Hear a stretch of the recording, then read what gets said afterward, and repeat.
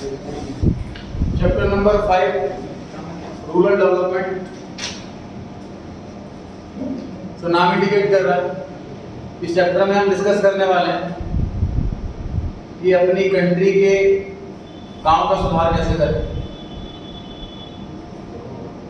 जो फैसिलिटी गांव में नहीं है वो फैसिलिटी प्रोवाइड कराना, और वहाँ मेजॉरिटी लोग एग्रीकल्चर में हैं तो एग्रीकल्चर में मतलब किसानों की हेल्प करना, वो बेटर रेट पे अपना सामान बेच सकें, उनको लोन की सुविधा मिल सके, इंटरेस्ट फ्री या बिना सिक्योरिटी के लोन मिल सके, इंटरमीडिएट हट जाएं ताकि वो मैक्सिमम प्राइस पे अपना सामान बेच सकें, उनको अवेयर करना नई टेक्नोलॉजी के बारे में खेती के टाइम। ये सब कुछ इस चैप्टर के अंदर डिस्कस करने वाले हैं। Rural development is a process of improving the standard of life and social economic welfare of the people living in rural areas. की इश्यूज इन रूरल डेवलपमेंट, पहला रेजिंग एसमेसिंग या settling, raising agricultural productivity per unit of land, मतलब जिस area में वो जितने units बना रहे हैं उससे ज़्यादा बन सके, उनकी प्रोडक्टिविटी बढ़ानी, एरिया वही रहे प्रोडक्शन में भी ज़्यादा है। Second, improving agricultural marketing system that ensures remunerative price to the farmer for his produce. Farmer है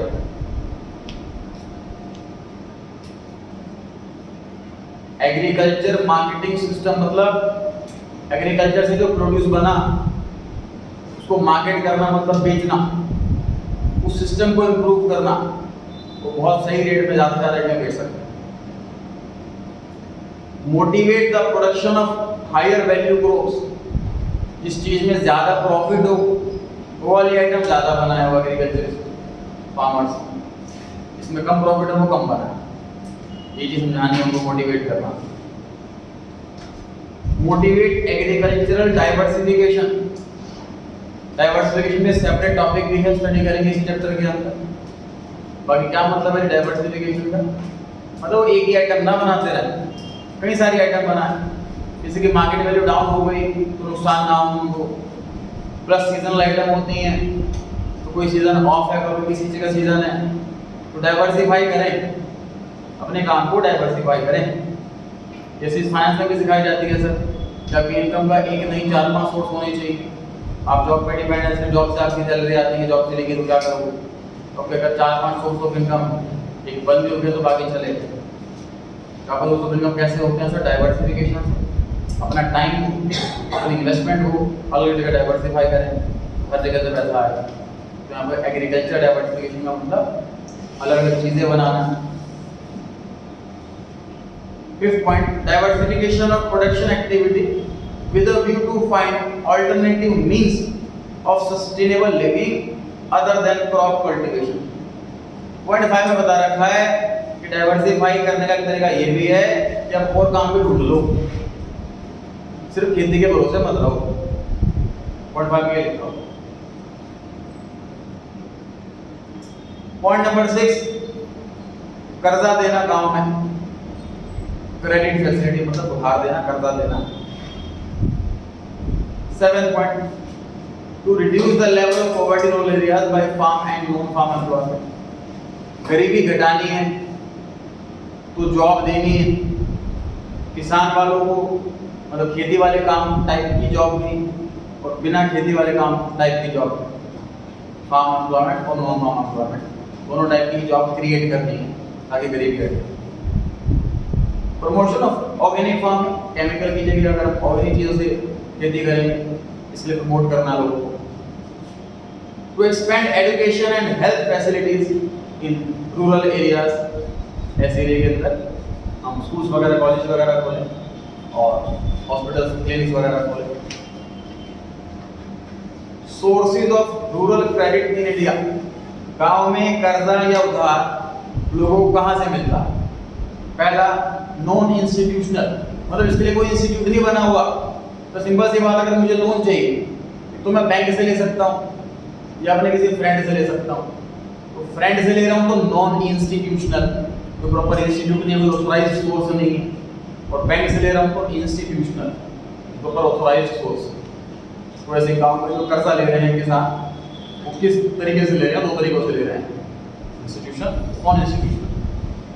पहले पढ़ने से नॉन इंस्टीट्यूशनल, उसके लिए प्रॉपर इंस्टीट्यूट नहीं है, फ्रेंड से ले लिया, किसी एजेंट से ले लिया, किसी रिलेटिव से ले लिया, मकान मालिक से ले लिया, मनी लेंडर जो कर्जा देते हैं, काम ही उधार देते हैं।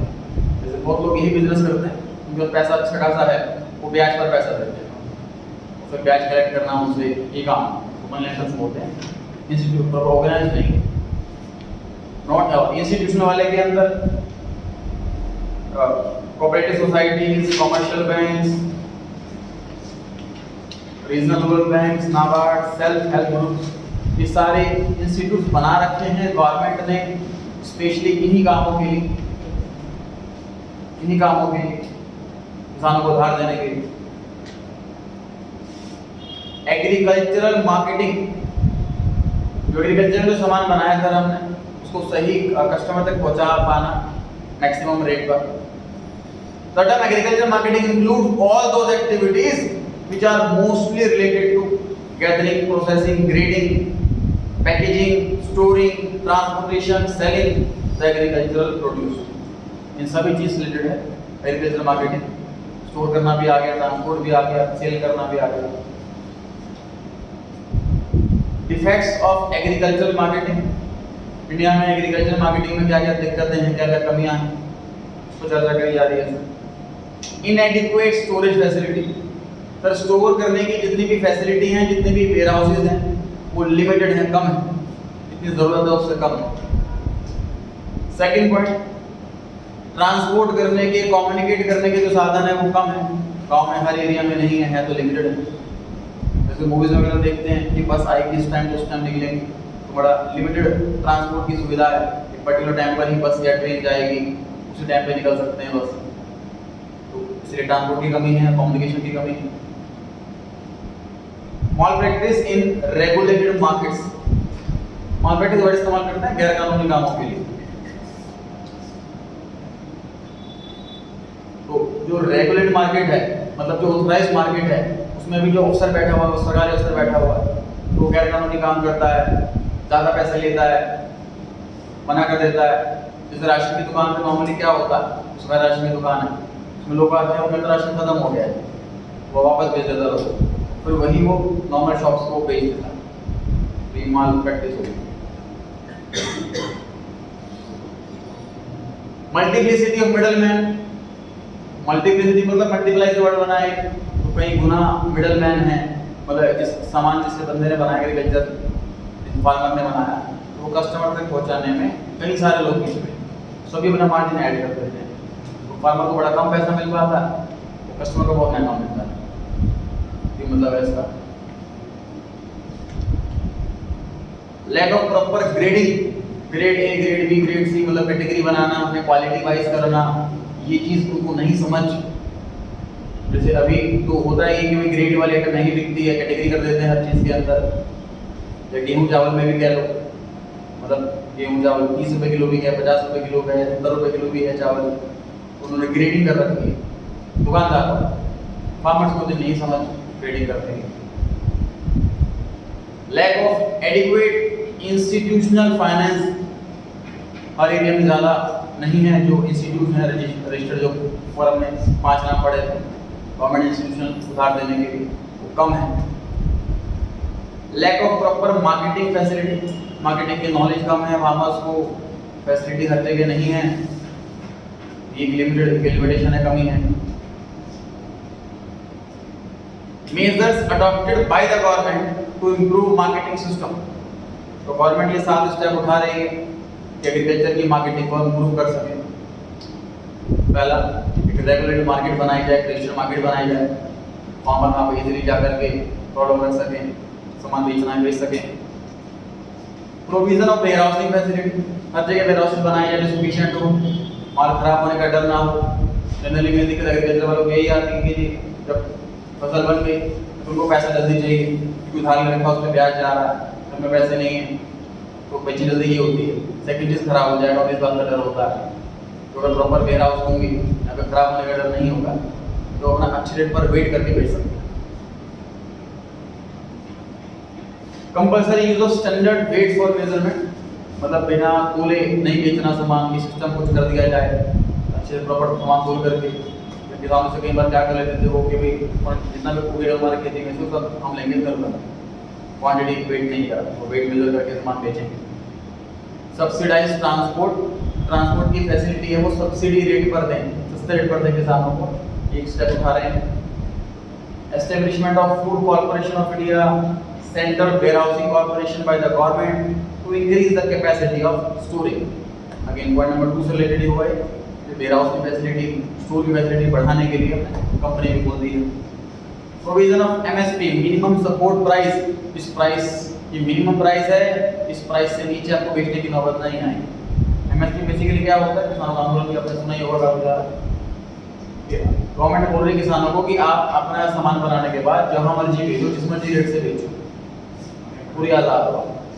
और आपका सामान नहीं बिक पा रहा कहीं पर तो आप गवर्नमेंट को बेचो इस वाले रेट पर, मिनिमम कितना प्राइस तो मिलेगा, इससे कम नहीं। इसलिए एमएसपी किसानों के लिए सेफ्टी, उन्हें पता, मान लीजिए सपोज में 15 रुपये किलो वाला लिखा हुआ, इतने रुपए के रेट से उनको मिलेंगे पैसे, minimum rate. Discrimination of marketing information, discrimination मतलब कि एडवर्टाइजमेंट, डिस्क्रिमिनेशन मतलब एडवर्टाइजमेंट। तो मार्केटिंग इंफॉर्मेशन की एडवर्टाइजमेंट कर रही है गवर्नमेंट, ताकि अवेयर हो सारे किसान। Diversification in agriculture activities, diversify कर रहे हैं एग्रीकल्चर 2 तरीकों से। पहले डिस्कस किया था हमने कि इनको बोल रहे हैं भाई एक ही चीज मत आप खेती करो, एक ही चीज की 3 आइटम पकड़ लो, कभी इसकी कभी उसकी। सेकंड चीज क्या सीखी डाइवर्सिफिकेशन के अंदर, कि आप सिर्फ खेती पे डिपेंड मत रहो, और काम पे ढूंढो, सोर्स ऑफ इनकम और पे ढूंढो। डाइवर्सिफिकेशन 2 तरीके से, पहला खेती किसी और आइटम की, दूसरा कुछ और काम ढूंढना। ये लिखा हुआ है, पहला पॉइंट पढ़ें, डाइवर्सिफिकेशन ऑफ क्रॉप प्रोडक्शन, जो क्रॉप आप प्रोडक्शन कर रहे हैं उसकी डाइवर्सिफाई करें। It refers to a system of multiple cropping rather than monocropping, मतलब मोनो सिंगल क्रॉपिंग ना करके मल्टीपल क्रॉपिंग की जाए, इस पे ध्यान दो। इससे क्या फायदा होगा, इसके 2 फायदे होंगे। पहला फायदा, इट लोअर्स द रिस्क, ये रिस्क है AIL लिखा हुआ, it lowers the risk of the farmer on account of monsoon failure. दूसरा, it enhances the scope for commercialisation of farming. तीसरा आइटम बनाएंगे तो जो महंगी होगी वो दिखेगी कि अच्छा ये ज़्यादा महंगी बिकती है, इसमें ज़्यादा प्रॉफिट है, तो वो ज़्यादा बनाया करेंगे। अभी क्या हो रहा है कि आइटम बना रहे हैं तो कंपेयर नहीं कर पा रहे प्रॉफिट ज़्यादा किसमें, प्रॉफिट लॉस किसमें। सेकंड पॉइंट है कि डाइवर्सिफिकेशन ऑफ प्रोडक्टिव एक्टिविटी, इसका मतलब है शिफ्ट कर दें लेबर फोर्स को क्रॉप फार्मिंग से नॉन फार्मिंग वाले एरिया में, जैसे कि एनिमल हस्बेंड्री। क्या है एनिमल हस्बेंड्री? जानवर को पाल रहे हैं, उनके बेबी हो रहे हैं, फिर उसके बेबी हो रहे हैं तो उसकी हेल्प से जो इनकम होगी इनको जो सेल करेंगे या एग्स सेल करेंगे, तो ये वाला बिजनेस स्टार्ट कर सकते हैं। साथ साथ फिशरीज, मछली पकड़ना, हॉर्टिकल्चर, इसमें फल सब्जियां उगाना पेड़ पर, हॉर्टिकल्चर ये होता है। एरिया बांध दिया, उसके अंदर सब्जियां फल उगा रहे हैं, ऐसी आइटम उगा रहे हैं। आगे एग्जांपल लिखे हैं sir 6 example non farm areas के, जो कि वो फार्मर्स अपने एम्प्लॉयमेंट के लिए सेकंड सोर्स ऑफ इनकम के लिए यूज कर सकते हैं। एनिमल हस्बेंड्री डिस्कस कर लिया, फिशरी डिस्कस कर लिया, पोल्ट्री इंडो के लिए। बी कीपिंग क्या होता है कि मधुमक्खियों को पालना, एक तरह से मतलब को स्टोर करना है जगह पर, ताकि उनसे जो हनी निकली उसको सेल कर सके। तो बी मक्खी के लिए इस्तेमाल किया गया है। बी कीपिंग पूरा नाम मतलब उसके लिए सिस्टम बनाना, स्टोरेज बनाना। हॉर्टिकल्चर डिस्कस हो गया। 6 cottage and house hold industry, मतलब जो पिक्चर था ना चाइना का हर घर में लेबर फैक्ट्री, उसमें है कि हर घर में एम्प्लॉयमेंट, तो हाउस होल्ड एम्प्लॉयमेंट के लिए वर्ड इस्तेमाल किया जाता है। तो घर में ही कुछ सिलाई बुनाई का काम कर सकते हैं, ऐसे काम से कुछ भी स्टार्ट नहीं कर सकते हैं, तो ये एक्स्ट्रा इनकम रखो। इसको इस वाले पॉइंट के अंदर हाउस होल्ड लेबर एग्जाम्पल लिख सकते हैं। इस पॉइंट के अंदर house hold labour example swing SEWING सिलाई बुनाई।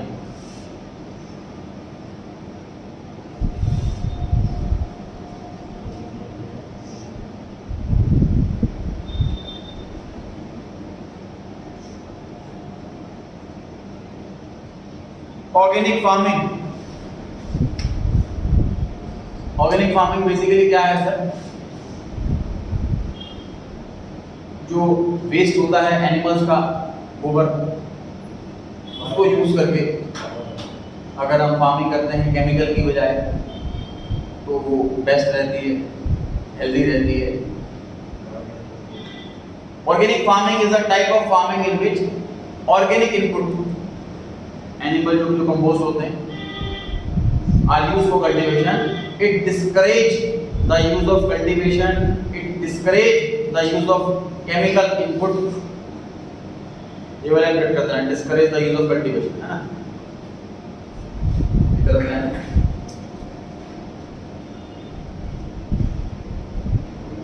It discourage the use of chemical input को डिस्करेज करता है कि वो यूज ना करें।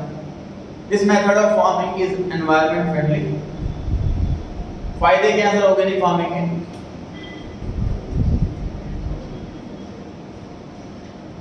जो फर्टिलिटी है जमीन की उपजाऊता वो मेंटेन रहती है, केमिकल से खराब नहीं होती जमीन। मिनरल्स देता है वो प्लांट्स को, सेकंड पॉइंट में ये लिखा हुआ। सस्ता पड़ता है, थर्ड पॉइंट में ये लिखा हुआ। एनवायरनमेंट फ्रेंडली है, केमिकल से एनवायरनमेंट को खराब करेगा। सस्ता है, टेक्नोलॉजी इनएक्सपेंसिव है छोटे फार्मर्स के लिए। थर्ड वाला पॉइंट ही बेसिकली रिलेटेड। और यहाँ पे जैसे कि थर्ड वाला पॉइंट भाई सभी के लिए बोल रहे हैं, बड़ा हो छोटा हो, बड़े के लिए एप्लीकेबल नहीं, सस्ता महंगा नहीं देखेगा, प्रॉफिट देखेगा। तो पॉइंट नंबर 5 में बेसिकली है कि पुअर फार्मर तो केमिकल अफोर्ड ही नहीं कर सकते, उनको तो ये ऑप्शन बचा। Organic farming based on labour intensive technique, क्योंकि मशीनें कम और लेबर ज़्यादा, वो वाला काम हो गया इसके अंदर। We get healthier and tastier food by use of organic farming. नुकसान क्या है कि initial cost is high. Starting में प्रॉपर सेटअप पे केमिकल तो लाओ खरीदो काम करना, सिर्फ प्रॉपर सेटअप करना पड़ेगा कि कहाँ से हमें सेटअप करना है, सिस्टम बनाना है जहाँ से हम वो मटेरियल लेकर के आएंगे। इनिशियल कॉस्ट हाई है, बाद में सस्ती। Produce is more perishable. Sir chemical क्या करता है, हमारे सब्जियों को इनकी लाइफ बढ़ा देता है केमिकल, तो बहुत लंबे टाइम तक चल जाती हैं। जैसे आप गर्मियों में भी गाजर खा सकते हैं, क्योंकि सर्दियों की आइटम सिर्फ केमिकल की उसकी वजह उसकी लाइफ बढ़ा देता है। ऑर्गेनिक फार्मिंग में चीज़ नेचुरल रहेगी, नेचुरल आइटम की लाइफ ज़्यादा नहीं होती। तो इसमें लिखा है मोर पेरिशेबल। पेरिशेबल का मतलब होता है इसकी शॉर्ट लाइफ हो। पेरिशेबल का मतलब होता है इसकी लाइफ शॉर्ट। सब्जियों की लाइफ पेरिशेबल होती है, शॉर्ट लाइफ होती है। चेयर की लाइफ पेरिशेबल नहीं है ना, उसकी लाइफ शॉर्ट हो, पेरिशेबल वो पेरिशेबल होता है, वो छोटी लाइफ हो जाती है उससे। रीड करेंगे एक बार चैप्टर इतना बड़ा है।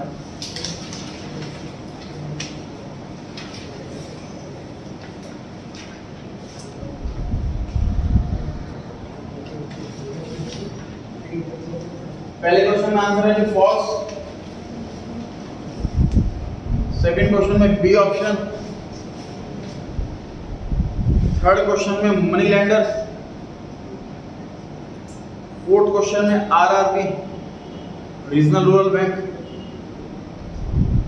क्वेश्चन 5 पर आता हूं। सिक्स्थ पे है ए ऑप्शन, सेवेंथ में बी ऑप्शन 1982, एट्थ क्वेश्चन में B option cultivation, ninth question में सी ऑप्शन, 10th क्वेश्चन में भी सी ऑप्शन। 2 मिनट लगाइए पहले, जो क्वेश्चन आपके आंसर गलत थे वापस एक बार नोट्स घुमाओ। और देखो कि आपने क्या पढ़ा था, एक्चुअल में आंसर क्या है, वो टॉपिक को पेज निकालो और रीड करो। सेकंड क्या आंसर है, बी ऑप्शन।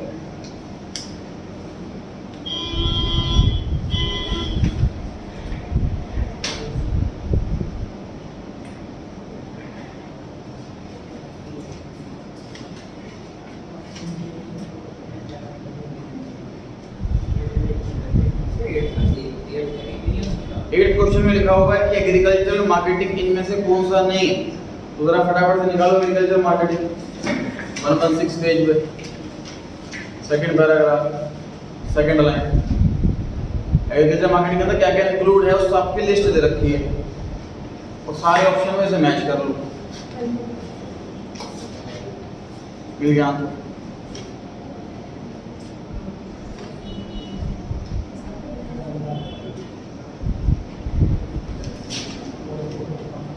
क्वेश्चन नंबर 5, कोई ऐसा रीजन बताना है हमें कि गवर्नमेंट सक्सेसफुल क्यों नहीं हो पाई किसानों को उधार देने में। State one reason why government efforts have not been successful in regard to agricultural credit.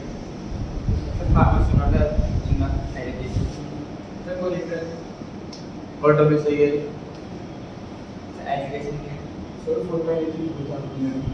देखो लोन लेने के लिए ना एजुकेशन नहीं चाहिए, तो इसलिए उस पॉइंट को हम इतने नहीं पॉइंट रखेंगे, बता रखेंगे।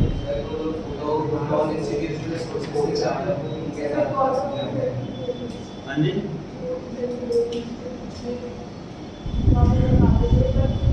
नहीं वो कमीशन लेते हैं, बस दोनों दिलवाते हैं। देखिए जो मोर्टगेज रिक्वायरमेंट जैसे मैंने बताया सर, गिरवी रखने की दिक्कत होती है, बिना सिक्योरिटी के लोन नहीं देंगे, सिक्योरिटी पे कुछ है नहीं बेचारों के पास देने के, मोर्टगेज रिक्वायरमेंट लिख लीजिए। और नॉन एक्सेसिबिलिटी, ACCESS एक्सेसिबिलिटी मतलब एक्सेस मतलब पहुंच, तो हर एरिया तक हर किसान तक पहुंच नहीं है गवर्नमेंट की, हर एरिया तक हर गली तक पहुंच नहीं है क्रेडिट फैसिलिटी की। और लिख लीजिए high default ratio, high default ratio. Sir default बहुत ज्यादा होता है किसानों में, क्योंकि वही खेती नहीं हो पाई तो पैसे नहीं दे पाए, और कितने उधार दे देंगे बैंक वाले भी, तो लिमिटेड ही उधार दे पाते हैं, रिस्क होता है गवर्नमेंट का, तो गवर्नमेंट बजट देगी तो नहीं हम लोग देंगे, उससे ज़्यादा नहीं देंगे। और पूछ लीजिए 1 to 7, 1 to 10 क्वेश्चन।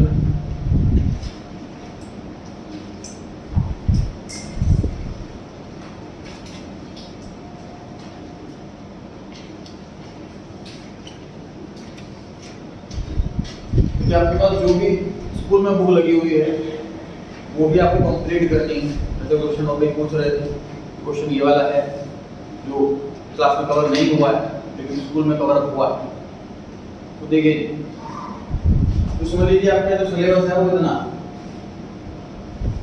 और एग्जाम में जो आता है वो इतना। तो हम ट्यूटर्स क्या करते हैं, हम इतना सिलेबस एक बार कराने की बजाय उसको टिप्स में कराना प्रेफर करते हैं। अकाउंट्स में भी देखेंगे अगर तो टीएस वाले की 3 बुक है, मेरी 1 बुक और टीएस वाले से पतली बुक है, लेकिन फिर भी शायद नोटिस करा जितने भी आपके अभी तक स्कूल में यूटी हुए एग्जाम्स हुए शायद ये क्वेश्चन उन्हें मुंह से बात से आया हो, क्योंकि ये वाला क्वेश्चन हमने कंप्लीट टिप्स पे करा देना। 2009 से अब तक जितने भी पेपर्स हुए हैं अकाउंट के हो गए ये सब हम देख चुके हैं, टेस्टों में स्कूलों में बोर्ड में सबका आइडिया है कुछ इस टाइप के आ सकते हैं, इस टाइप से आए हैं। अभी भी लेकिन मैं कह रहा हूँ कि पेपर में एग्जाम में 1 या 2 क्वेश्चन ऐसे आते हैं जो अनएक्सपेक्टेड होते हैं, लगभग हर साल। तो ये वाला एरिया वो बच्चा प्रिपेयर करके जाए सर, तो ये वाला एरिया कंप्लीटली टिप्स पर होता है, मतलब नोट्स जो करा दिया, जो यहाँ पर टेस्ट हो रहे हैं इसमें बिल्कुल 100% पोजीशन है, टिप्स पर है, तब एक्स्ट्रा क्वेश्चन के पीछे भागे कि मुझे 5 नंबर 3 नंबर का रिस्क नहीं है। अगर 2-4 के चक्कर में रहोगे आप, इतने सारे सिलेबस के चक्कर में रहोगे तो क्वालिटी ऑफ लेवल डाउन हो जाएगा। जैसे कि हम बताते हैं सीए कोर्स में क्या होता है कि क्वेश्चन 5 नंबर का आता है, उसमें 1 नंबर सेक्शन नंबर लिखने का होता है। अब एक सब्जेक्ट के अंदर 800-900 सेक्शन नंबर होते हैं, सेक्शन के सब सेक्शन होते हैं, सब सेक्शन की क्लॉज होते हैं, क्लॉज के सब क्लॉज होते हैं। तो वो सारा लर्न करना मैं सोचो 1 नंबर की भी छोड़ दूँ, मैं वो भी अगर करने लग जाऊँ सिलेबस ही नहीं कर पाऊँ तो वो 1 मार्क का रिस्क लेते हैं कि 5 में से 4 ही मिलेंगे मेरे को, 1 मार्क कट जाएगा, सेक्शन नंबर नहीं लिखूंगा तो चलेगा। इस हिसाब से हम प्रिपरेशन करते हैं तो क्वालिटी ऑफ लेवल हमारा बढ़ जाता है। ठीक, तो हमें मतलब पहले तो सेफ्टी लेके चलने की इंपॉर्टेंट जो चीज़ है तो एग्जाम में जनरली आती है उसको टिप्स पे करना है। वो करने के बाद आपको सेफ्टी और रखनी है तो आपकी जो स्कूल में बुक लगी हुई अकाउंट में टीएस अग्रवाल को जो भी बुक लगी हुई कटिका जैन मुस्लिम वर्ग हो या कोई और भी हो उसको प्रिपेयर करो आप क्लास के साथ साथ नोट्स के साथ साथ 100% सेफ्टी के डाउट आप कहीं से पूछो, जस्ट स्कूल के डाउट चाहे नोट्स हो या कोई फ्रेंड किसी और इशू में पढ़ रहा हो उसके नोट्स पे डाउट आप कहीं से पूछो। ठीक है, कल संडे को टेस्ट है 12 बजे ह्यूमन कैपिटल फॉर्म